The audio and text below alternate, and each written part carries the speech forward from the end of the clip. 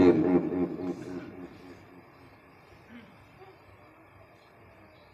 قد أفلح من تزكى وذكر اسم ربه فصلى آمنت بالله صدق الله العظيم وصدق رسوله النبي الكريم ونحن على ذلك لمن الشاهدين والشاكرين الحمد لله رب العالمين.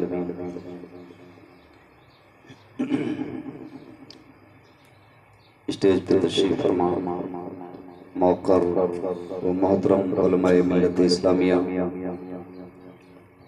دور و نزدیک سے آئے ہوئے برادران اسلام، کچھ کہنے سننے سے پہلے آئیے ہم اور آپ انتہائی ادب و احترام کے ساتھ گنبد خضرا کی جانب رو لگا کر انیس الغریبین رحمت للعالمین جان عالمین سید المرسلین طٰہٰ و یاسین انیس بے کساں چارہ ساز درمنداں فخر رسولاں مالک ہفت آسماں نازش ہر دو جہاں سرکار این و آن سیاح لامکاں نور مجسم رحمت عالم قائد اعظم ہادی عالم حضور احمد مجتبیٰ محمد مصطفیٰ صلی اللہ علیہ وسلم کی بارگاہ طیبہ میں درود و سلام کا نذرانہ پیش کریں. اللہم صلی علی سیدنا مولانا محمد و آلہ وصحبہ بارک وسلم صلاۃ و سلام علیک یا رسول اللہ.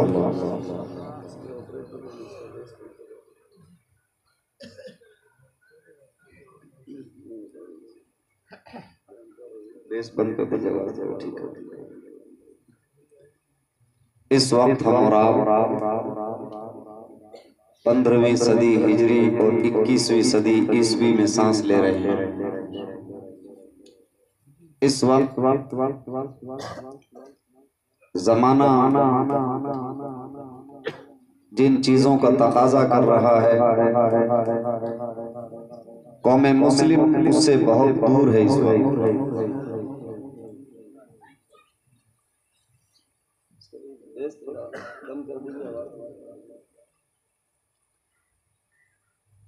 انسان صبح سے لے کر شام تک اس کوشش میں ہے کہ میں کامیاب رہوں، میری اولاد کامیاب رہے، خاندان اور علاقے کے اندر میرا نام روشن رہے. ہر انسان اسی تگ و دو میں اپنی زندگی گزار رہا ہے. انسان کامیابیوں کی شاہ راہ حیات پر چلنے کے لیے ہر ممکنہ کوششیں کرتا ہے اور بے پناہ وہ انسان اپنا خون جگر بہاتا ہے، اپنے جان کو جوخم میں ڈالتا ہے، مصیبتوں سے گزرتا ہے، پریشانیوں کا سامنا کرتا ہے، گرمی اور سردی کے موسم سے گزرتا ہے، بارشوں، طوفانوں، ہواؤں اور گرم ریگزاروں کی تپتی ہوئی لوؤں کے تھپیڑوں سے انسان گزرتا ہے. مقصد صرف یہ ہے کہ کامیاب ہو جائے. مگر کسی نے کہا تھا کہ مریض عشق پہ رحمت خدا کی، مرض بڑھتا گیا جو دوا کی. جیسے جیسے انسان کامیابیوں کی طرف بڑھ رہا ہے، دنیا داری کی طرف انسان بڑھ رہا ہے. یہ دنیا انسان سے 2 گز تو کرونا کال کے اندر دور رہنے کی ہدایت تھی، مگر 100 گز آگے بڑھتی ہوئی نظر آ رہی ہے. ایسے حالات میں ایک صوفی شاعر نے حالات کی منظر کشی کرتے ہوئے کچھ حقائق کو نظم کی روشنی میں پیش کیا تھا. دعائیہ کلمات ہیں، دل کی گہرائیوں کے ساتھ سماعت فرمائے تو بات آگے بڑھے. شاعر عرض کرتا ہے، کوئی صدیق سا پھر صاحب ایمان پیدا ہو. صدیق کون ہے؟ ہم ان کو کیا جانیں گے، ان کی حقیقت کیا ہے ہمیں کیا پتا. کوئی صدیق سا پھر صاحب ایمان پیدا ہو، عمر سا یارب پھر کوئی جری انسان پیدا ہو. رگ اسلام میں خون حمیت کاش پھر دوڑے، رگ اسلام میں خون حمیت کاش پھر دوڑے، بار الہ پھر کہیں کوئی عثمان پیدا ہو. سمجھ بیٹھے ہیں ظالم کند ہے مسلم کی شمشیریں، حالات دیکھنا، سمجھ بیٹھے ہیں ظالم کے کند ہیں مسلم کی شمشیریں، الہی زلف تار حیدری کی شان پیدا ہو، الہی جمع ہو بکھرے ہوئے شیراز ملت، الہی جمع ہو بکھرے ہوئے شیراز ملت، حسن کے مثل کوئی صلح کن انسان پیدا ہو، غلامان محمد پھر وہی قربانیاں سیکھیں، غلامان محمد پھر وہی قربانیاں سیکھیں، حسین ایسا کوئی ذبح عظیم الشان پیدا ہو، عطا ہو پھر ہمیں اسماء و خولا سی جریمائیں، عطا ہو پھر ہمیں اسماء و خولا سی جریمائیں، کہ اسلام کی پھر فوج عظیم الشان پیدا ہو، خدا کے ہاتھ مسلمان پھر جانے بیچ دے صوفی، وہی ہمت وہی جذبہ وہی ایمان پیدا ہو۔ یاد رکھنا، ایمان کامل کے بغیر انسان کامیاب کبھی نہیں ہو سکتا۔ کامیابی اگر چاہتے ہو تو قوم مسلم کے لیے اتنے چانسز ہیں، قوم مسلم کے پاس جو کامیابیوں کے ذخیرے ہیں، اگر انسان اسلام کے پوائنٹ آف ویو سے ایک بھی چیز پہ عمل کر لے تو انسان یقیناً کامیابیوں کی شاہراہ حیات پر گامزن ہو سکتا ہے۔ ہمارے پاس ہمارا ماضی اتنا روشن اور اجول اور تابناک ہے کہ جس کی کوئی قوم کلپنا نہیں کر سکتی۔ اللہ رب العالمین نے قوم مسلم کو وہ گوہر نایاب عطا فرمائے ہیں، جو چیزیں اسلام کے پاس ہیں یقین مانے کہ کسی دنیا کے کسی بھی عزم کے پاس اتنا پاورفل سامان نہیں ہے جتنا اللہ تعالیٰ نے اسلام کو عطا کیا۔ اسلامی شریعت محمدیہ سے پہلے آدم سے لے کے عیسیٰ تک اللہ تعالیٰ نے آسمان سے انسانوں کی صلاح و فلاح کے لیے کتابیں اتاری ہیں، نبیوں اور رسولوں کا ایک سلسلہ جاری کیا ہے، تقریباً 104 کے قریب آسمان سے کتابیں اتاری اللہ تعالیٰ نے اس انسانیت کے لیے، مگر کسی کتاب کی حفاظت کی اللہ تعالیٰ نے ذمہ داری نہیں لی۔ کتابیں آئیں، زمانہ بیتا، نبی کا دور ختم ہوا، ان کے ماننے والوں نے کتابوں کو ختم کر دیا، اپنی طبیعت کے مطابق شریعت کو ڈھالنے لگے تو کتابوں کو بدل دیا گیا۔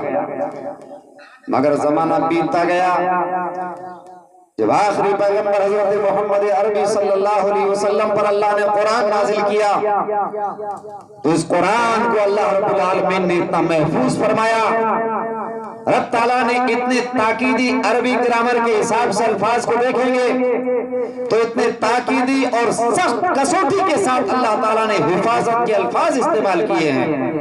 اِنَّا نَحْنُ نَزَّلْنَا الذِّكْرَ وَإِنَّا لَهُ لَحَافِظُونَ، یقیناً ہم ہی نے اس کو اتارا ہے اور ہم ہی اس کی حفاظت کرنے والے ہیں۔ ایسی حفاظت فرمائی کہ تقریباً 27 جنگ رسول کریم صلی اللہ علیہ وسلم کو میدان عمل میں اترنا پڑا، 27 مرتبہ رسول پاک پر حملے ہوئے، حضور صلی اللہ علیہ وسلم ڈیفنس کے طور پر 27 مرتبہ میدان عمل میں اترے۔ ظالم قوتوں کا ایک ہی خواب تھا کہ قرآن کو مٹا دیا جائے اور صاحب قرآن کو مٹا دیا جائے، مگر ان تلواروں کے سائے سے قرآن گزرتا ہوا لوگوں کے سینے میں اتر گیا ہے۔ آج آپ اپنے کسی مائنڈیڈ بچے کو، ذہین بچے کو کسی اچھی درسگاہ کے حوالے کریں تو آپ کا بچہ حافظ قرآن بن جائے گا، لیکن پہلے یہ آپشن نہیں تھا کہ علماء بیٹھے ہیں، پوچھے آپ ان سے، پہلے آپشن نہیں تھا، امت میں کوئی حافظ توریت نہیں ہوتا تھا، حافظ انجیل نہیں ہوتا تھا، لیکن قرآن کا یہ خاصہ ہے کہ امت کے اندر بھی اگر کوئی کوشش کرے تو حافظ قرآن ہو سکتے ہیں۔ پہلے صرف نبی حافظ ہوتے تھے توریت کے، انجیل کی، کتابوں کے، لیکن اب اللہ رب العالمین نے اتنا کرم کیا ہے کہ آپ کا بیٹا بھی حافظ قرآن ہو سکتا ہے، دوسرا بھی کوئی کوشش کرے گا تو اپنے بیٹے کو حافظ قرآن بنا سکتا ہے۔ یہ قرآن لوگوں کے سینوں میں اتر رہا ہے۔ اس کا کمال یہ ہے کہ اس قرآن نے انقلاب برپا کیے ہیں۔ شریعت اسلامیہ نے جہاں بھی اس کا نفاذ ہوا ہے، امن، چین اور شانتی پیدا ہوئی ہے۔ یہ اسلام ہی اپنے آفاقی طاقتوں کی بنیاد پر ہر چہار رنگے عالم کی طرف چھایا ہوا ہے۔ آپ انڈونیشیا سے لے کے امریکہ تک اذانوں کی صدائیں سنیں گے، قرآن کے نغمے سنیں گے، اسلام کے آپ اصول اور ضابطے دیکھیں گے۔ آپ جہاں پہ اسلام ہے وہاں پہ اللہ رب العالمین نے امن اور شانتی قائم کی۔ چند سال پہلے کی بات ہے کہ ایک یورپ ممالک کے اندر ایک میٹنگ ہوئی تھی۔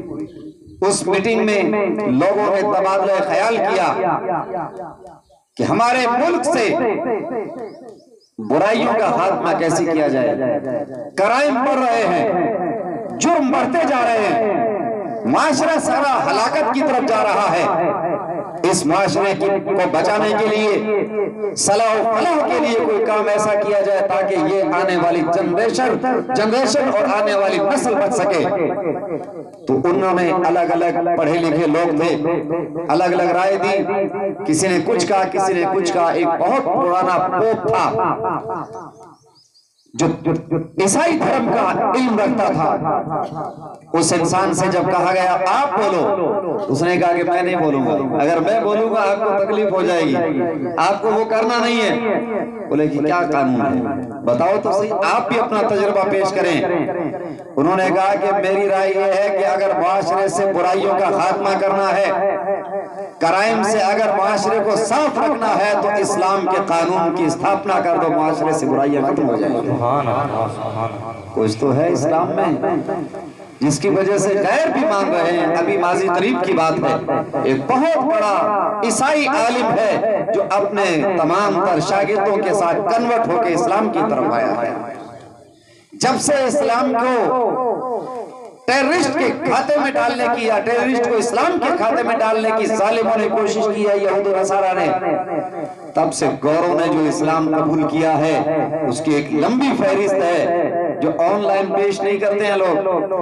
وجہ کیا ہے، کیوں اسلام قبول کر رہے ہیں؟ کوئی قرآن پڑھ رہا ہے، کوئی حدیث پڑھ رہا ہے، کوئی اسلام کے تجربات کو دیکھ رہا ہے۔ ہیروشیما ناگاساکی پہ بم برسائے گئے تھے 1945 میں، انسانیت کو خاک و خون میں لٹا دیا گیا تھا۔ اس وقت انٹرنیشنل طور پر ایک انسانیت کی حفاظت اور رکشا کے لیے قانون پیش کیا گیا تھا، ہر دھرم اور ہر ازم سے قانون لیے گئے تھے، لیکن جب وہاں ڈیبیٹ ہوئی اور بیٹھے لوگ تو دنیا کے تمام ازم اور تمام مذاہب کے اصول ایک طرف تھے، اور میرے رسول کا حجۃ الوداع کے موقع پر میدان عرفات میں 1.25 لاکھ صحابہ کو جو خطبہ دیا تھا وہ ایک طرف تھا، وہ سب پہ بھاری تھا۔ اس میں انسانیت کی رکشا، آدمیت اور مانوتا کو بچاؤ کے لیے اور عام معاشرے کی صلاح و فلاح کے لیے جو حضور نے ایک قانون ساز خطبہ دیا تھا، اس کا مقابلہ دنیا نہیں کر سکی۔ اور جب وہ قانون انٹرنیشنل طور پہ بنایا گیا تو 70% حجۃ الوداع کا خطبہ شامل کیا گیا۔ یہ انسانیت ہے۔ قد افلح من تزکا وذکر اسم ربہ فصلی، اس کا نتیجہ تھا یہ میرے رسول نے 1.25 لاکھ کو نماز پڑھائی اور 1.25 لاکھ کو حج کروایا، اور فرمایا میرے رسول نے اسی موقع پر فَلْيُبَلِّغِ الشَّاهِدُ الْغَائِبَ، میرا یہ پیغام جو آج موجود نہیں ہے وہ اس تک پہنچا دے جو آج یہاں موجود ہے، وہ پیغام پہنچائے۔ اور اس پیغام کا اثر یہ ہوا کہ میدان عرفات سے 1.25 لاکھ صحابہ اٹھے اور انہوں نے اسلام کی ذمہ داری کو سمجھتے ہوئے ایک ایک بندہ نکلا اور پوری دنیا کے اندر چھا گیا۔ یہی وجہ ہے کہ آج پہلی اذان مکہ اور مدینہ میں نہیں ہوتی ہے، اسلام مکہ سے شروع ہوا ہے، مدینے کے اندر استھاپنا ہوئی، کمپلیٹ میدان عرفات میں ہوا، لیکن میدان عرفات میں پہلی اذان نہیں ہوتی ہے، پہلی اذان مکہ میں نہیں ہوتی ہے، پہلی اذان مدینے میں نہیں ہوتی ہے، بلکہ پہلی اذان انڈونیشیا میں ہوتی ہے۔ وہاں کیسے پہنچا؟ فَلْيُبَلِّغِ الشَّاهِدُ الْغَائِبَ کا نتیجہ تھا۔ یہ سوالات تھے حجۃ الوداع کے موقع پر۔ مجھے بتائے کوئی کہ جنت البقیع میں کتنے صحابہ کی قبریں ہیں، جنت المعلا میں کتنے صحابہ کی قبریں ہیں؟ جنت البقیع میں 10-12 ہزار صحابہ کی قبریں ہیں بس، باقی کہاں گئے؟ 1,12,000 سم تھنگ صحابہ کہاں گئے؟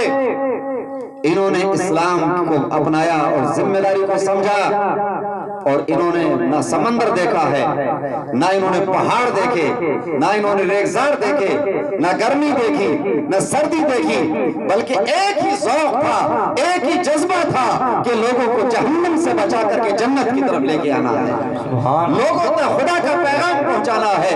ایک جذبہ لے کر کے صحابہ نکلے، اور جو جہاں سے گزرتا گیا وہاں اسلام کے جھنڈے گاڑتا گیا، فتح مندیوں کے جھنڈے نصب کرتا گیا، اور دل ان کا پاکیزہ اور صاف تھا۔ بات دل کی ہے، اگر آپ کا کوئی بھی قول، آپ کی کوئی بھی بات اگر دل سے نکلے گی، ہردے سے اگر آواز نکلے گی، تو لوگوں کے سینوں کو چیرتے ہوئے لوگوں کے دلوں میں اترے گی۔ اور اگر زبان سے صرف بول دیا تو زبان سے بولنے والا کامیاب نہیں ہوتا ہے۔ ڈاکٹر اقبال نے کہا تھا، زبان نے کہہ بھی دیا لا الہ تو کیا حاصل، نگاہ و دل جو مسلمان نہیں تو کچھ بھی نہیں۔ اس نگاہ کو مسلمان بنانا پڑے گا اور دل کو مسلمان بنانا پڑے گا، اور جب دل کو مسلمان بناؤ گے اور نگاہ کو مسلمان بناؤ گے تو نہ سمندر تمہارے بیچ میں حائل ہو سکتا ہے، نہ پہاڑ اور پروت تمہارے بیچ میں حائل ہو سکتے ہیں۔ تاریخ گواہ ہے، یہ حضرت سعد بن ابی وقاص رسول پاک صلی اللہ علیہ وسلم نے جن کو 10 صحابہ کو ایک بیٹھک میں جنتی ہونا قرار دیا تھا، یہ سعد بن ابی وقاص ان میں ہے۔ ایک اور مجلس حضور علیہ السلام بیٹھے ہوئے ہیں مسجد نبوی میں، رسول کریم صلی اللہ علیہ وسلم نے ارشاد فرمایا جو مسجد میں آئے گا وہ جنتی ہے۔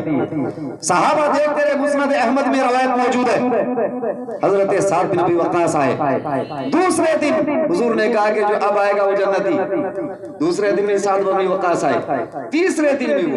ایک دن تو حضور نے 10 صحابہ کی موجودگی میں ان کو جنتی ہونا ویریفیکیشن دیا ان کو، اور 3 مرتبہ الگ سے حضور نے ان کو جنتی ہونا ڈکلیئر کیا تھا۔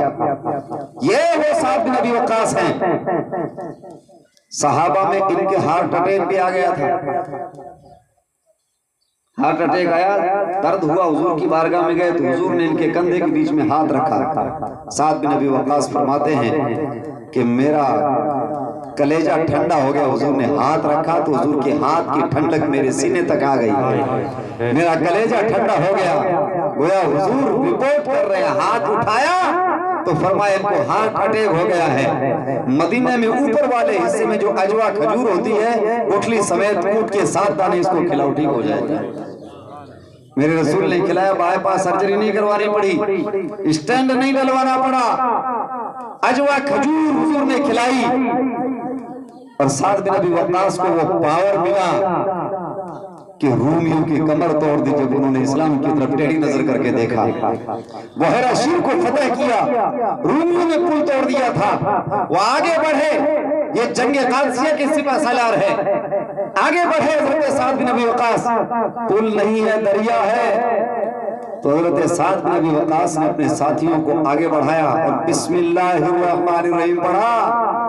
آج ہم بھی بسم اللہ بہت پڑھتے ہیں، آپ بھی پڑھتے ہیں، لیکن سعد بن ابی وقاص نے بھی بسم اللہ پڑھا۔ اسے بھی تو امر اللہ پڑھتے ہوئے بسم اللہ پڑھ کے گھوڑا دریا میں ڈال دیا، 500 گھوڑ سوار پار کر گئے دریا، سمندر پار ہو گیا۔ کیا وجہ ہے؟ آج ہم بسم اللہ پڑھیں تو سوئی بھی اوپر نہ رہے، پھٹا بھی ڈال دے تو اس کا بھی پتہ نہ چلے، تیر کے کدھر سے کدھر ہو جائے۔ مگر سعد بن ابی وقاص ہیں، سمندر پار کرتے ہوئے انہوں نے جب سمندر کی لہروں پہ پیر رکھا، حافظ ابن کثیر نے البدایہ والنہایہ میں لکھا ہے، تاریخ کے سینوں میں الفاظ موجود ہیں، حضرت سعد بن ابی وقاص نے فرمایا کہ اگر انسان کے اندر بے غیرتی نہ ہو تو چاہے زمین پر چلے چاہے سمندر پہ چلے برابر ہے۔ یہ بے غیرتی کا نتیجہ ہے کہ آج ہم زمین پہ چلنے کے لائق نہیں رہے۔ یہ غیرت ایمانی کا تقاضا ہے کہ سمندر پہ چل رہے ہیں لیکن ان کو کوئی پرواہ نہیں۔ سمندر پار کرنے کے بعد ساتھیوں سے پوچھا کہ کوئی چیز کسی کی رہ تو نہیں گئی ہے؟ تو ایک ساتھی نے کہا کہ حضور ایک پیالہ رہ گیا، وہ بھی انکوائری میں تھے کہ پیالہ ڈال دیتے ہیں، پتہ چلے گا کہ مسلمان کے ٹچ کی ہوئی چیز کو سمندر لیتا ہے یا واپس کرتا ہے۔ حضرت سعد بن ابی وقاص نے آواز دی ہے سمندر ہمارا پیالہ واپس کرو، تو سمندر سے لہر اچھلی اور اس نے پیالے کو کنارے پہ رکھ دیا۔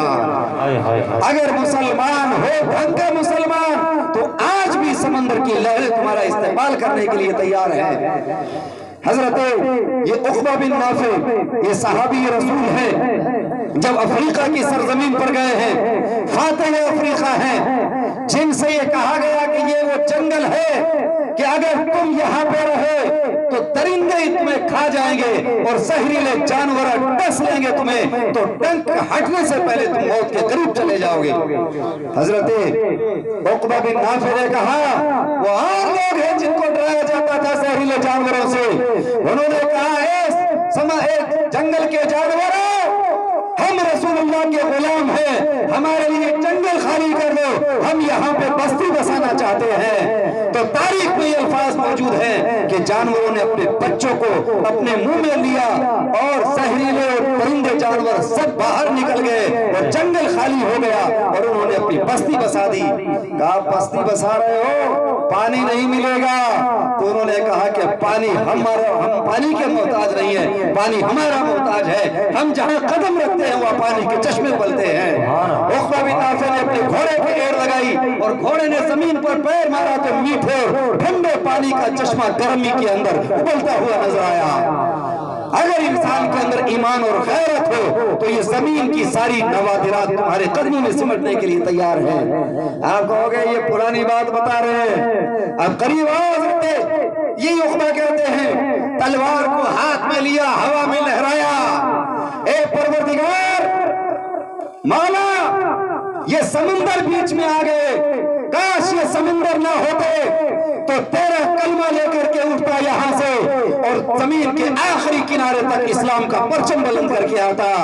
پھر جذبہ اور ابھرا ایمان کا، انہوں نے سمندر کے اندر گھوڑا ڈال دیا جس کو قلندر لاہوری نے کہا تھا دشت تو دشت ہے دریا بھی نہ چھوڑے، ہم نے بحر ظلمات میں دوڑا دیے گھوڑے ہم نے۔ سبحان اللہ، نعرہ تکبیر، نعرہ رسالت، نعرہ رسالت، علماء اہل سنت، سبحان اللہ۔ قد افلح من تزکا وذکر اسم ربہ فصلی، کامیاب وہ ہے جس نے اپنے من کو صاف کر لیا اور جس نے اپنے رب کے لیے نمازیں پڑھی۔ سبحان اللہ، بے شک۔ ورنہ کامیابی کے لیے بہت کچھ کرنا پڑتا ہے۔ ہم سوچتے ہیں کہ شاید داڑھی رکھ لیے، کرتا پاجامہ ٹھیک ٹھاک پہن لیا، پکے مسلمان ہیں۔ پکے مسلمان بننے کے لیے بہت کچھ کرنا پڑے گا، اس ضمیر کو مارنا پڑے گا، نفس کو مغرور کرنا پڑے گا، نفس امارہ کو غالب کرنا پڑے گا، نفس لوامہ کو غالب کرنا پڑے گا اور اپنی خواہشات کو کچل کر رب کے فرمان پر عمل کرنا ہوگا، تب رب تعالیٰ کے اس قول کے زمرے میں آؤ گے۔ الذین یبیتون لربہم سجدا وقیاما، وہ لوگ جو اپنے رب کی یاد میں سجدے اور قیام کرتے ہوئے راتیں گزار دیتے ہیں۔ ہم راتیں کس میں گزارتے ہیں؟ واٹس ایپ پہ، انسٹاگرام پہ، فیس بک پر، ان میں راتیں گزریں گی تو یہ آنکھیں بھی مسلمان نہیں رہیں گی، یہ کان بھی مسلمان نہیں رہیں گے، یہ زبان بھی مسلمان نہیں رہے گی اور یہ دل دماغ بھی مسلمان بھی نہیں رہے گا۔ مسلمان ہونے کے لیے بہت کچھ کرنا پڑتا ہے۔ آپ کہو گے کہ یہ جذباتی جملے ہیں، جذباتی جملے نہیں، تاریخی حقائق آپ کے سامنے رکھ رہا ہوں۔ مولا علی کا نام ہم بہت لیتے ہیں، ہم علی کے لیے جان دے سکتے ہیں۔ جو ظالم حضرت علی کے نام پہ اور جو انہوں نے مشن چالو کیا ہے اس پہ عمل نہیں کر سکتا، وہ حضرت علی کے نام پہ جان کیا دے گا؟ امید کی جا سکتی ہے؟ لوگ کماتے بہت ہیں حضرت علی کے نام پہ، کبھی تاریخ پڑھ کر کے اس کو پریکٹیکل کر کے دکھاؤ۔ جب وہاں پہ پہنچے تھے نا خیبر میں، فاتح خیبر کا نام لیتے ہیں، خیبر میں جب پہنچے حضرت علی تو مرحب بہت موٹا تگڑا تھا، پہلوان تھا خیبر کا، یہودی تھا، بہت تگڑا تھا وہ۔ اس نے کہا کہ قد علمت خیبر انی مرحب، کہ تم لوگ کہاں آ گئے ہو چادریں لپیٹ لپیٹ کے، یہ خیبر کے دروبان جانتے ہیں کہ میں مرحب ہوں۔ تو حضرت علی نے اس کو پلٹ کے جواب کیا دیا معلوم ہے؟ قد سمتنی امی حیدرہ، ہو گیا تو مرحب، میری ماں نے میرا نام حیدر رکھا ہے، اور حیدر اسے کہتے ہیں جو کچھار کا شیر نر ہوتا ہے اور میدان عمل میں ہوتا ہے، اس کو بولتے ہیں حیدر، کہ میری ماں نے میرا نام حیدر رکھا ہے۔ اور جب آمنا سامنا ہوا نا اور مقابلہ آرائی ہوئی تو ڈھال ٹوٹ گئی، تو حضرت علی نے خیبر کے دروازے کی طرف ہاتھ بڑھایا، ایک ہاتھ سے خیبر کے دروازے کو اٹھا کے ایسے لگا دیا، اور جنگ ہوتی رہی، فتح ہوئی۔ جب فتح مندی کے جھنڈے نصب کر دیے اور فاتح کی حیثیت سے جب نمودار ہوئے تو انہوں نے گیٹ نیچے رکھا۔ ایک روایت میں ہے کہ بعد میں 40 بندوں نے اٹھایا، ایک روایت میں ہے کہ 70 بندوں نے اٹھانا چاہا، بڑی مشکل سے اس گیٹ کو ہلا سکے تھے، لیکن وہ اکیلے تھے جنہوں نے ایک ہاتھ سے اٹھا دی۔ طاقت کون سی؟ یہ کون سا پاور تھا؟ یہودی بڑی چال باز اور تیز ترار قوم کا نام ہے۔ دنیا میں سب سے ٹیررسٹ قوم اگر دنیا میں برپا ہوئی ہے تو اس کا نام یہودی ہے، سب سے ظالم قوم یہودی ہے۔ اسی لیے قرآن کی تاریخ پڑھنے والے علماء سے پوچھیں آپ کہ قرآن میں سب سے زیادہ ذکر یہودیوں کا ہے۔ اللہ نے ایک جگہ فرما دیا کہ ضربت علیہم الذلۃ والمسکنہ، اتنی ذلیل ترین قوم ہے کہ ان کے اوپر ذلت اور رسوائی مسلط کر دی گئی ہے۔ ہاں اگر دوسری قوم سپورٹ کرے تو الگ بات ہے، ورنہ یہ اکیلے میدان عمل میں نہیں اتر سکتے۔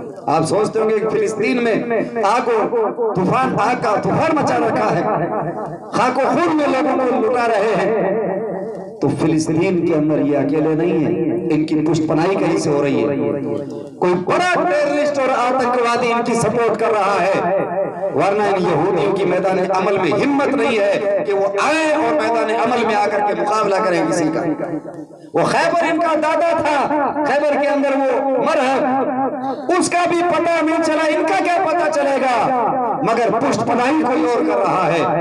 اگر وہ پشت پناہی چھوڑ دے تو یہودیوں کی آج بھی ہمت نہیں ہے۔ یہ وہ ظالم قوم ہے جو حضرت موسیٰ علیہ السلام کا ساتھ نہیں دے سکی، یہ کس کا سپورٹ کرے گی، کس کا ساتھ دے گی؟ وہ فلسطین کے عرب مسلمان جنہوں نے ان ننگوں کو کپڑے پہنائے، ان بھوکوں کو کھانا کھلایا، ان پیاسوں کو پانی پلایا، ان ظالموں کو رہنے سہنے کے لیے جگہ دی، اور بالا ستم یہ کہ آج اکیلے الٹے وہ کہتے ہیں نا کہ الٹا چور کوتوال کو ڈانٹ رہا ہے، وہ سسٹم ہے کہ جو آئے تھے پشت پناہی لینے کے لیے، پناہ لینے کے لیے آئے تھے، اور آج جاگیردار بن کے بیٹھ گئے، مسلمانوں پہ ظلم و ستم کر رہے ہیں۔ آج ہمارے پاس اس سے زیادہ کچھ نہیں کر سکتے، ہم کم سے کم فلسطین کے لیے دعا کر سکتے ہیں اور ان یہودیوں کے لیے دعائے قنوت پڑھ سکتے ہیں، یہ آپشن ہمارے پاس ہے۔ اس سے بھی اگر ہم بند رہ گئے، اپنی زبانوں کو بند کر لیا، تو قیامت کے دن ہمارے ساتھ پوچھ تاچھ ہوگی۔ حضور علیہ السلام فرماتے ہیں کہ مسلمان ایک مکان کی طرح ہے، مثال دے کے حضور نے سمجھایا، مسلمان ایک مکان کی طرح ہے، تو مکان کا ایک حصہ کمزور ہوتا ہے تو سارا مکان کمزور ہوتا ہے۔ اس طرح اگر قوم مسلم کے اندر کہیں ایک مسلمان پہ حملہ ہوتا ہے تو پورے قوم مسلم کو اس کا درد سمجھنا چاہیے۔ جس طرح ایک جسم ہے، حضور نے دوسری مثال دی، مسلم معاشرہ ایک جسم کی طرح ہے، جس طرح ایک جسم کے کسی انگ کو تکلیف ہوتی ہے تو پورا جسم بلبلانے لگ جاتا ہے، اسی طرح مسلمانوں میں کہیں بھی کوئی مسلمان کو تکلیف ہوتی ہے تو ہر مسلمان کے دل کے اندر درد اور ٹیس پیدا ہونا چاہیے، تب ہم مسلمان ہیں۔ ورنہ پڑوس میں اگر بھوکے سو رہے ہیں اور کھا کے سو گئے تو ہماری یہ مسلمانی نہیں ہے، یہ جذبہ ایمانی نہیں ہے، وہاں خاک و خون میں تڑپ رہے ہیں لوگوں کو کہ چیزیں فضا میں اڑائے جا رہے ہیں، اور ہم کہہ رہے ہیں کوئی دقت نہیں ہے، ہم تو سیف ہیں، کل ادھر مصیبت آئی ہے تو آج ادھر بھی آ سکتی ہے۔ یہ مصیبت کدھر ہی گھوم سکتی ہے، اس کو یاد رکھنا۔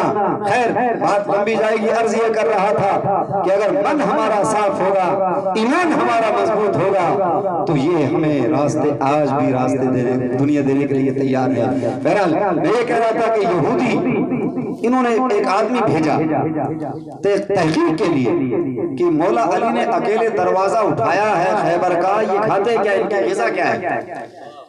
کوفہ کی مسجد میں پہنچا وہ بندہ، حجرے میں حضرت علی کھانا کھا رہے تھے، جو کی سوکھی روٹی ہے۔ اس یہودی ایلچی نے دیکھ کر کے بڑی حیرانی نظر سے دیکھا اور کہا کیا معاملہ ہے؟ بولے کیا ہوا؟ بولے آپ کی خوراک کیا ہے، غذا کیا ہے؟ بولے کہ غذا تو یہی ہے جو تم دیکھ رہے ہو۔ بولے اس غذا سے وہ خیبر کا دروازہ نہیں اکھڑ سکتا۔ حضرت علی نے کہا کہ اس غذا سے وہ کھانا بھی نہیں گیا وہ، یہ طاقت جسمانی طاقت نہیں ہے، وہ ایمان اور روح کی طاقت ہے، یہ روحانی طاقت کا پاور ہوتا ہے۔ ڈاکٹر اقبال نے کہا تو ہی کہہ دے اکھاڑا درے خیبر کس نے، شہر جو قیصر کا تھا کیا اس کو سر کس نے، توڑ کے رکھ دیے کفار کے، کاٹ کے رکھ دیے کفار کے لشکر کس نے، تھے ہمیں یک دے مارکا آراؤں میں، کبھی خشکیوں میں لڑتے کبھی دریاؤں میں، تین ازانے کبھی یورپ کے کلیساؤں میں، کبھی افریقہ کے تپتے ہوئے صحراؤں میں۔ یہ اسلام کا پاور تھا، یہ اسلام کی طاقت تھی۔ آپ کہو گے پرانی تاریخ، یہ حضرت امام شافعی سے پوچھیں آپ کون ہے امام شافعی؟ یہ علماء ان سے پوچھیں۔ جب کوئی مسئلہ ثابت کیا جاتا ہے تو اصول فقہ کا قاعدہ ہے کہ 4 طریقے سے مسئلہ ثابت ہوتا ہے۔ کتاب اللہ میں 500 آیتیں ہیں، 500 آیتوں سے شرعی مسائل حل ہوتے ہیں، جن کی تفسیر ملا احمد جیون رحمۃ اللہ علیہ نے تفسیرات احمدیہ میں لکھتی ہے، اور 3000 کے قریب حدیثیں ہیں جن سے شرعی مسائل کی رہنمائی ہوتی ہے۔ حدیثیں بہت ہیں، اور پھر اس کے بعد میں قیاس ہے، یہ اجماع ہے، کتاب اللہ، سنت رسول اللہ اور اجماع اور قیاس۔ اجماع کے بعد میں قیاس کا نمبر آتا ہے۔ رسول پاک صلی اللہ علیہ وسلم نے ایک دن حضرت معاذ بن جبل کو کہا اے معاذ تجھے یمن کا گورنر بنا کے بھیج رہا ہوں۔ گورنر کا مطلب اس زمانے میں جانتے ہیں کیا ہوتا ہے؟ آج کے زمانے میں چیف منسٹر، حضور حضرت معاذ کو چیف منسٹر بنا کے بھیج رہے ہیں یمن کا۔ اور ایک بار اور بھی ذہن میں رکھیں کہ عالموں کی عزت رسول پاک نے کس طرح کر کے دکھائی۔ رسول پاک ہیں خود کہتے ہیں کہ انما بعثت معلما، مجھے معلم بنا کے بھیجا گیا ہے۔ کائنات عالم میں اللہ رب العالمین نے اتنا علم کسی کو نہیں دیا جتنا رسول پاک کو عطا فرمایا ہے۔ وَعَلَّمَكَ مَا لَمْ تَكُنْ تَعْلَمْ، علم مصطفیٰ کا اگر چیپٹر ہوتا تو باتیں کرتا۔ اے محبوب وہ سارا سکھا دیا اللہ نے جو آپ نہیں جانتے تھے، اور سکھایا کہاں پر؟ فَأَوْحَا إِلَىٰ عَبْدِهِ مَا أَوْحَا، قَابَ قَوْسَيْنِ أَوْ أَدْنَىٰ کی منزل پر وہ سب کچھ سکھا دیا، اور اللہ نے وہی فرما دی جو وہی فرمانی تھی۔ بات علم مصطفیٰ پہ کرنی ہوتی تو کرتا۔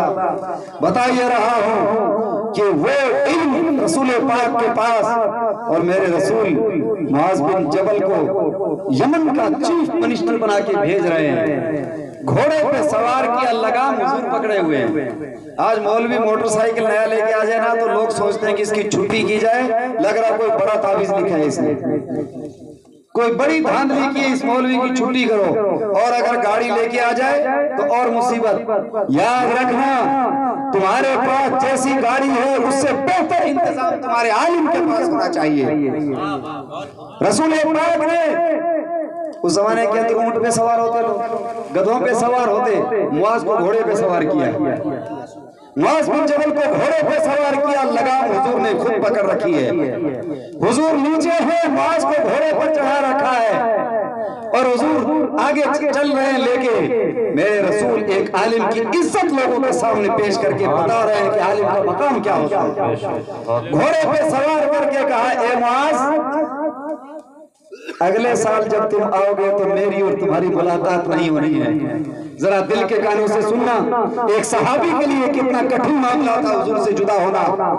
کہا کہ معاذ اگلے سال جب تم آؤ گے تو تمہاری اور میری یہاں پہ ملاقات نہیں ہونی ہے، تم میری مسجد کے اندر سے پاس سے گزرو گے اور میری قبر کے پاس سے تمہارا گزر ہوگا۔ اے معاذ میری قبر کے پاس سے تمہارا گزر ہوگا۔ معاذ بن جبل کی آنکھوں میں آنسو جاری ہو گئے، معاذ رونے لگے۔ میرے رسول نے تسلی دی اور دوسری روایت میں جو الفاظ ہیں حضور نے فرمایا اے معاذ قوم کے پاس جاؤ گے فیصلے کیسے کرو گے؟ تو کہا یا رسول اللہ فیصلہ جب کوئی آئے گا تو میں کتاب اللہ سے فیصلہ کروں گا، قرآن کی روشنی میں فیصلہ کروں گا۔ حضور نے فرمایا فَإِن لَّمْ تَجِدْ فِيهِ، تو اگر تمہیں قرآن میں نہ ملے تو کہا کہ اقضی بسنت رسول اللہ، یا رسول اللہ میں پھر آپ کی سنت کے مطابق فیصلہ کروں گا۔ فَإِن لَّمْ تَجِدْ فِيهَا، حضور نے کہا اگر سنت رسول میں تجھے نہ ملے تو تب کہا اجتہد برأیی، تب میں اجتہاد کروں گا، قیاس کروں گا۔ حضور نے کہا الحمدللہ الذی وفق رسول رسولہ صلی اللہ علیہ وسلم، تمام تعریفیں اس رب کی جس نے اپنے رسول کی مقصد کو صحیح رہنمائی فرمائی۔ تو بتانا یہ چاہ رہا ہوں کہ کتاب اللہ سے فیصلہ ہوتا ہے، سنت رسول اللہ سے، اجماع سے اور قیاس سے۔ اجماع کس آیت سے ثابت ہے؟ اجماع قرآن سے ثابت ہے یا نہیں؟ یہ مسئلہ امام شافعی سے پوچھا کسی نے۔ کس سے پوچھا؟ امام شافعی سے پوچھا کہ اجماع یہ قرآن سے ثابت ہے یا نہیں؟ تو امام شافعی نے ایک مسئلہ حل کرنے کے لیے مولانا صاحب 300 مرتبہ قرآن پڑھا، 300 مرتبہ قرآن پڑھا ایک مسئلہ حل کرنے کے لیے، اور 300 مرتبہ قرآن پڑھ کے ایک آیت لے کے آئے امام شافعی کہ یہ آیت ہے جس سے یہ مسئلہ حل ہو گیا۔ اتنے بڑے امام تھے، اس زمانے میں عیسائیوں نے چیلنج کر دیا کہ ہے کوئی جو یہ ثابت کر سکے کہ اسلام حق پر ہے؟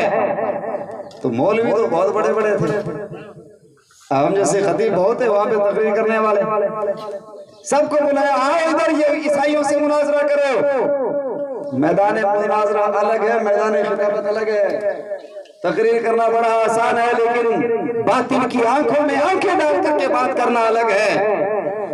مولوی سارے پیچھے کسی کے جبے سمیٹ سمیٹ کے سب بھاگ گئے، لیکن اس وقت اگر کوئی چیلا آگے بڑھا تو اس کا نام محمد بن ادریس شافعی ہے۔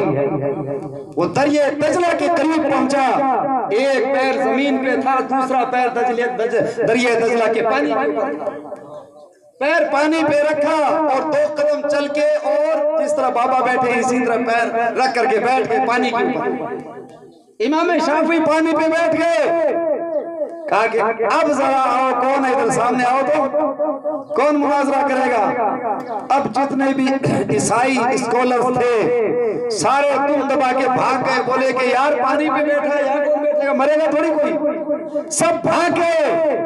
جب سب کا علم ختم ہوتا ہے تو اس کا علم شروع ہوتا ہے جو قد افلح من تزکا کی ڈگر پہ چل رہا ہو، سبحان اللہ سبحان اللہ، وہاں اس کا علم شروع ہوتا ہے۔ سارے عیسائی بھاگ گئے جو موجود تھے، انہوں نے کلمہ پڑھا، اسلام کی طرف آ گئے۔ اسلام الاسلام یعلا ولا یعلا، اسلام دباتا ہے دبتا نہیں ہے کسی سے، اسلام غالب ہوتا ہے، مغلوب طاقت کا نام اسلام نہیں ہے، بشرطے کہ ہم اسلام کو سمجھ لیں۔ مشکل نہیں تھا، بخاری میں حدیث حضور نے فرمایا ان الدین یسر، میرا دین تو بہت آسان ہے، ذرا اس آسان دین کے قریب آئیں، کیا مشکل ہے؟ لیکن ہم نے خود سمجھنے میں مشکل کر دی ہے، اس پہ عمل کرنے میں مشکل کر دیا ہے۔ ذرا آپ اسلام کو سمجھنے کی کوشش کریں، اسلام کے قریب آئیں۔ دور سے آپ دیکھیں گے کہ 5 ٹائم کی نماز، اتنے میں تو یار یہ سرسوں کاٹ کے ایک بیگھہ اکٹھی کر لیں گے، اتنا ٹائم لگے گا، پھر گئے کام سے۔ کیا صحابہ نے کام نہیں کیا تھا؟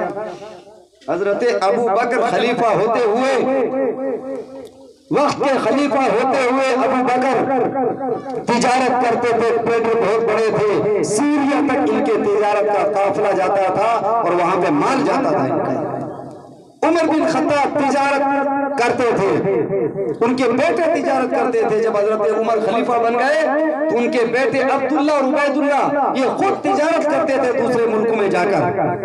یہاں تو اگر سرپنچ کا چناؤ جیت گیا نا تو پھر بیٹے بالکل مہاراج ہیں، شہنشاہ ہیں. سرپنچ کا چناؤ جیتنے کے بعد بھی یہاں خلیفۃ المسلمین ہیں.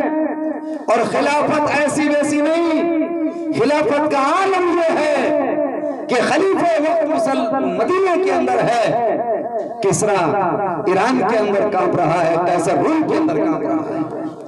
وہ سوتے ہیں رات کے اندر تو ہڑبڑا کے اٹھتے ہیں کہ عمر آ گیا، عمر آ گیا. ڈر اتنا ہے کہ عمر آ گیا. ایلچی کو بھیجا ذرا خبر کرو کہ عمر کتنا لمبا چوڑا ہے، کتنی بڑی سکیورٹی ہے ان کی. جب مدینے میں آیا ایلچی تو آنے کے بعد دیکھتا ہے، پوچھتا ہے کہ آپ کا بادشاہ کون ہے. مدینے میں کوئی آدمی ملا جنرل کیٹیگری کا، اس نے کہا کہ ہمارا بادشاہ ہوتا ہی نہیں، بادشاہ ایران میں ہوتے یہاں نہیں ہوتے. بولے بادشاہ نہیں ہوتا وہاں ایران والے کہاں پر سپر پاور. آج امریکہ سپر پاور ہے نا، اس زمانے کے اندر روم جس کو اٹلی کہتے ہیں اور فارس جس کو ایران کہتے ہیں، یہ ایران اور روم یہ دو سپر پاور طاقتیں تھی اس زمانے میں. عمر مدینے میں سو رہے ہیں اور سپر پاور وہاں کام رہے. یہ حال تھا. کس وجہ سے؟ کیا کارن تھا؟ سبب کیا تھا؟ تو ایلچی بھیجا پتہ لگاؤ کہ یار کیسا آدمی ہے، اس کا لاہو لشکر کیسا ہے، اس کی سیکورٹی کیسی ہے. وہ آ کے پوچھتا بادشاہ کہاں؟ بولے بادشاہ ہوتا ہی نہیں. وہ آدمی اور ہے، آدمی اور حیران ہوا. بولے یار بادشاہ نہیں ہے. بولے ہاں بادشاہ نہیں ہے. بولے تو؟ بولے ہمارا امیر ہوتا ہے. بولے وہ کہاں؟ بولے مدینے میں باہر سو رہا ہوگا. یاد رکھیں جو آج یہ پولیس کا نظام ہے، رات میں پولیس کا گشت ہے، آرمی کا سسٹم ہے. وقت چونکہ کم ہے ورنہ بہت ساری میں حقائق سامنے رکھتا. یہ سارے نظام حضرت عمر کے قائم کیے ہوئے ہیں. ایک عورت کی بے قراری پر آرمی کے لیے حضور حضرت عمر نے قانون بنایا تھا کہ کوئی بھی فوجی 4 مہینے سے اوپر آرمی میں نہیں رہے گا، 4 مہینے کے بعد چھٹی ہوگی گھر آئے گا. یہ حضرت عمر نے قانون بنایا تھا. ایک دن دوروں میں کھڈے کھودنے لگے، 1-1.5 مہینے تک بڑے بڑے کھڈے کھودے. حضرت عمر نے آرڈر جاری کر دیا واپس لگا دو، مٹی برابر کر دو. تو انہوں نے کہا کہ حضرت یہ آپ نے کیا کیا؟ پورے ہم نے تو سوچا بہت بڑا کوئی آپ پروجیکٹ لے کے آئیں گے، یہاں پہ بہت بڑا پلان ہوگا آپ کا. آپ نے کھڈے کھدوائے واپس دفن کروا رہے ہیں، یہ کیا بات ہوئی؟ تو حضرت عمر نے کہا کہ فوج کو ایکٹیو رکھنا ضروری ہے، پتہ نہیں کب دشمن حملہ کر دے. اگر تم لوگوں کو خالی سلا کے رکھتا یہاں پر تو اگر ضرورت پڑتی تو تم لوگ غفلت میں ہوتے، دشمن حملہ کر دیتے. آج بھی لوگ ٹپوں میں اور دھوروں میں آپ دیکھو گے آرمی کے لوگ کھڈے کھودتے ہوئے نظر آئیں گے، گھومتے ہوئے نظر آئیں گے. یہ نظام حضرت عمر کی درسگاہ سے ملا ہوا ہے. ذرا پڑھا کرو. میں نے شروع میں آپ سے کہا تھا ہمارا ماضی اتنا روشن ہے کہ کسی دنیا کا مستقبل بھی اتنا روشن نہیں ہو سکتا. ذرا ہم ماضی کو پڑھیں تو صحیح.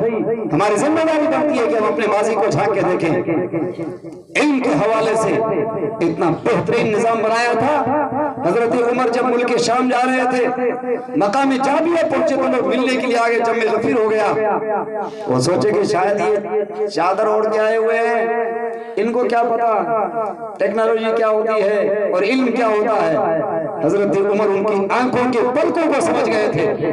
فاروق اعظم نے خطبہ دیتے ہوئے ان سے کہا، الگ الگ علم کے ماہرین کا حضرت عمر نے جابیہ میں تقریر کرتے ہوئے نام بتایا تھا. لا اور کیمسٹری کا ماہر ہمارے پاس یہ ہے، پولیٹیکل سائنس کا ماہر ہمارے پاس یہ ہے، خزانے کا ماہر ہمارے پاس یہ ہے. الگ الگ ماہرین کے حضرت عمر نے جابیہ میں خطاب کرتے ہوئے نام بتائے تھے. تب ان کی آنکھیں کھلی رہ گئی. بولے یار یہ تو ایڈوانس ہے. اس لیے ہر زمانے کے اندر جو ضرورت ہے اس کو پورا کرنا یہ اسلام اس کا تقاضا کرتا ہے آپ سے. جس چیز کی جب ضرورت ہے، جس طرح کے علم کی ضرورت ہے، اس علم کو آپ پورا کریں. دین اور دنیا دونوں طرح کے علم اور فضل کو مکمل کر کے اپنے بچوں کو آگے بڑھانے کی کوشش کریں. دینی اعتبار سے آپ اتنے مضبوط ہوں. یہ انبیاء کی سنت رہی ہے کہ مادی وسائل دنیا کی طاقت اور دنیا دنیا کا پاور لگانے کے بعد تب اللہ سے دعائیں کی گئی ہے۔ اور آپ صرف دعائیں کرتے رہیں گے تو صرف دعاؤں سے کام نہیں چلنا ہے، بلکہ آپ اپنے مادی وسائل کو پریکٹیکل میں اتاریں، اس کے بعد میں دعائیں کریں، تب اللہ تعالیٰ کی مدد آئے گی۔ رسول پاک صلی اللہ علیہ وسلم کے پاس جو ہتھیار تھے، جو گھوڑے تھے، جو اونٹ تھے، جو پیدل تھے، جو چلنے والے سوار تھے، سب کو رسول پاک نے 313 کی تعداد میں میدان بدر میں اتارنے کے بعد تب حضور نے دعا کی تھی۔ موسیٰ علیہ السلام نے پوری طاقت وادی تیہ میں اتارنے کے بعد تب رب سے دعا کی تھی۔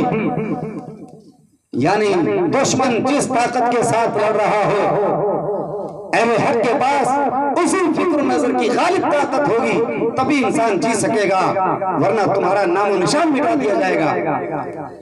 قرآن ہمارے پاس بہت بڑا خزانہ ہے۔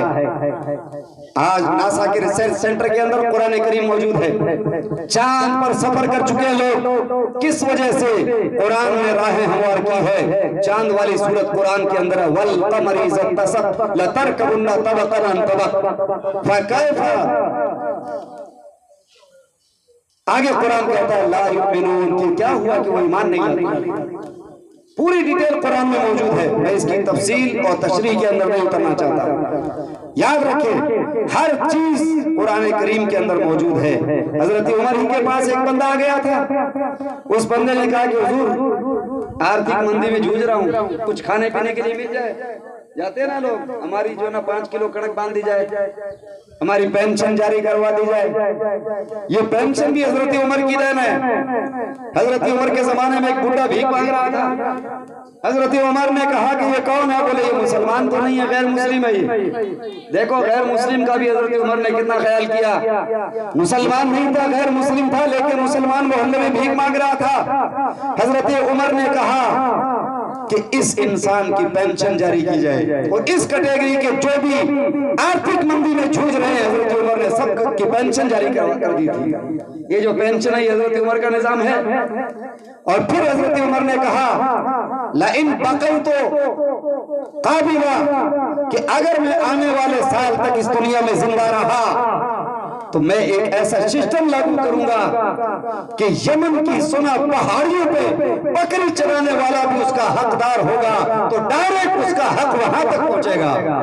مگر آج کیا ہوتا ہے، غریبوں کا حق آتا ہے منسٹ راستے میں کھا جاتے ہیں، آدھا پیسہ غریبوں تک نہیں پہنچ پاتا ہے۔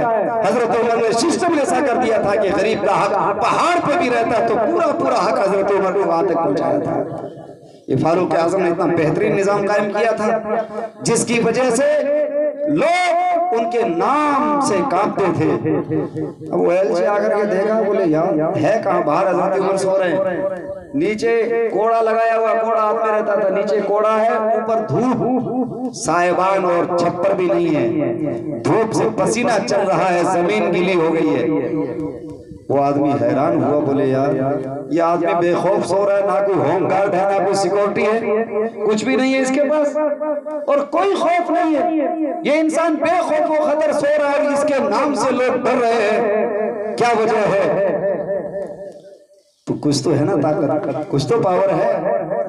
تو حضرت عمر رضی اللہ تعالیٰ عنہ نے ایک ایسا نظام دیا، کس وجہ سے؟ یہ دل کی ستھرائی کے بغیر کام ہوتا نہیں ہے۔ دل اگر صاف ستھرا ہو تو آپ کی بات میں اثر ہوگا۔ آج کتنے علماء تقریر کر رہے ہیں، کتنے لوگ بیان کر رہے ہیں، کتنے بھاشن بازی ہو رہی ہے، سب کچھ ہو رہا ہے، لیکن اثر نہیں ہو پا رہا ہے۔ اب میں آگے کے جملے بولنا نہیں چاہتا، ورنہ کچھ آپ لوگ ناراض ہوں گے، کچھ ہمارے اسٹیج والے ناراض ہو جائیں گے۔ آگے کے جملے کو حذف کر رہا ہوں، بس یہ 2 چیز آپ سے عرض کرتا ہوں۔ اسٹیج والے اس چیز کی طرف دھیان دے دیں کہ حدیث پاک میں جو نفاق کی علامتیں بیان کی گئی ہیں ان سے بچ جائیں، جو منافقین کی علامتیں بیان کی گئی ہیں اس سے بچ جائیں۔ اور آپ کے لیے یہ ہے کہ قیامت کی جو نشانیاں بیان کی گئی ہیں ان کو سن کر کے اس پہ آپ اس سے بچیں جن سے بچنے کا حکم دیا گیا ہے۔ آپ قیامت کی نشانیوں پہ نظر رکھیں اور آپ منافقین کی علامتوں پہ نظر رکھیں، انشاءاللہ تال میل ٹھیک ہو جائے گا، تال میل ٹھیک ہو جائے گا۔ اور معاشرہ کس سے چلنا ہے؟ علماء سے، عوام سے۔ عوام اور علماء کی اگر دعا سلام ٹھیک ٹھاک ہے تو معاشرہ ٹھیک چلے گا۔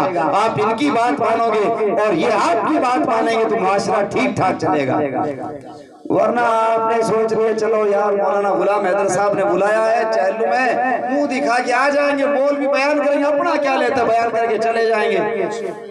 اور علماء نے سوچ لیا کہ چلو ٹھیک ہے یہ قوم تو مرے گی جہنم میں جائے گی، اپنے کو کیا لینا، بیان کر کے آ جائیں گے 1 گھنٹے کے اندر۔ تو بھیا کچھ نہیں ہونے والا ہے۔